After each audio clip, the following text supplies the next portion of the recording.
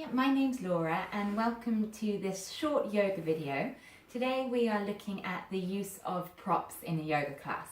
So I normally teach and practice vinyasa yoga and we don't actually use props that often in a class, but sometimes just the right prop at the right moment can be really helpful and supportive in your practice.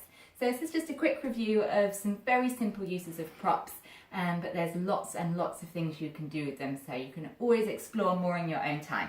So first off, we're going to start with this.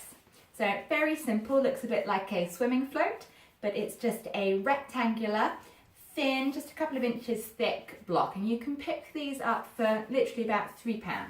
So this has really one main use, and that is that it adjusts the angle of your pelvis in seated postures. So take for instance, sitting like this with my legs out straight. So in this pose, you're often encouraged to fold forwards. But if your hamstrings are very tight, what you'll find is that you can't get your pelvis to tilt forwards, and no amount of trying will you feel like you can make any progress in this pose. So if you sit up on a block, I've got the block behind me, I'm going to lift my hips and sit up on the block. It's going to change the angle in my pelvis. So you'll notice I'm sat in the front half of the block. So I've not sort of perched myself all the way back on it, but just in the front half. And then as I extend my legs forwards, I actually tilt forward slightly. So there's not as much weight in the back of the block.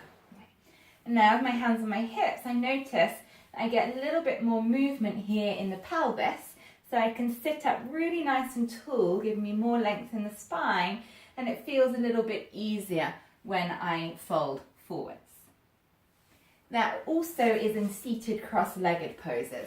So if you're new to yoga, you'll notice we sit cross-legged a lot, and that can be quite uncomfortable, especially if you're tight in the hips.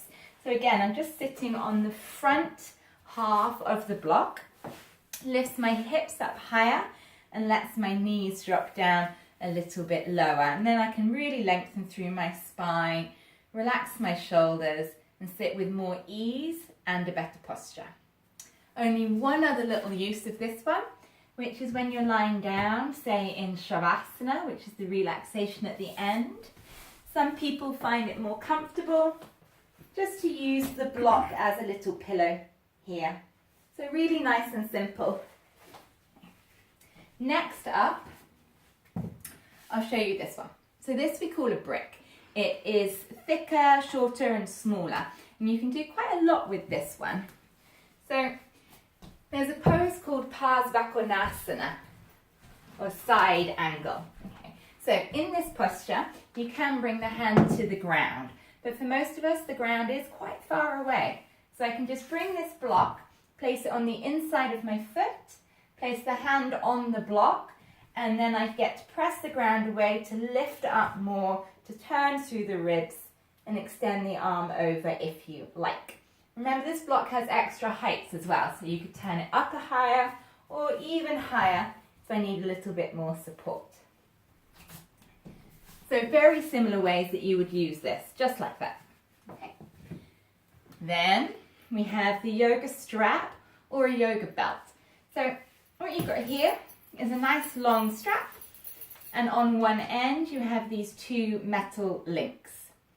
You could, if you didn't have one of these, use like a dressing gown cord or a tie, but obviously you're not going to have those links in it.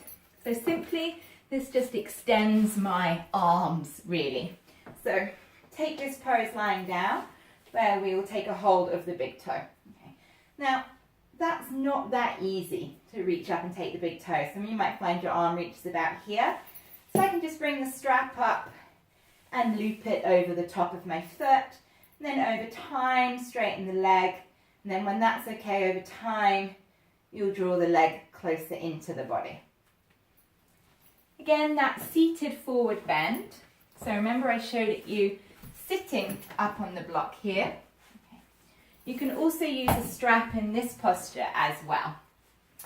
So I can loop the strap over the balls of my feet, gently hold the strap one piece in each hand, and just allow that to help me fold forwards.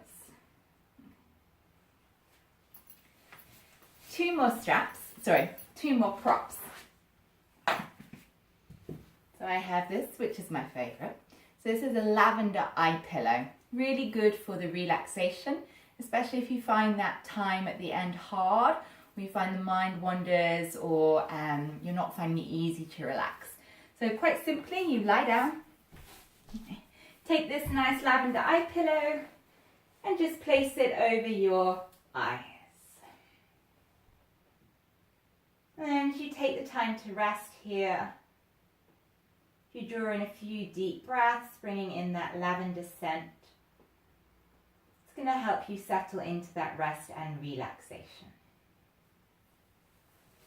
Also good if you struggle getting to sleep, you can just have this by your bed and use it at night time.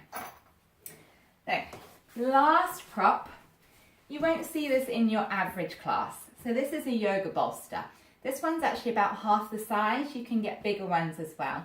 And we use these in restorative yoga. They support the body so that you can rest more deeply and stay in postures longer. So take, for instance, child's pose.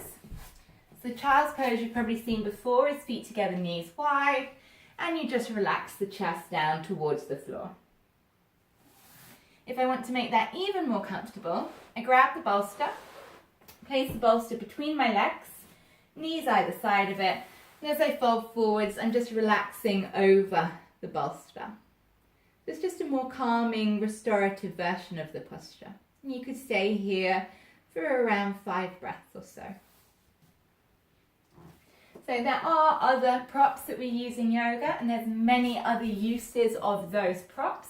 And I just wanted to introduce you to a few simple uses of props to get you going. I hope you enjoy using those in your practice. If you have any questions or would like any more support, you can get in contact with me anytime.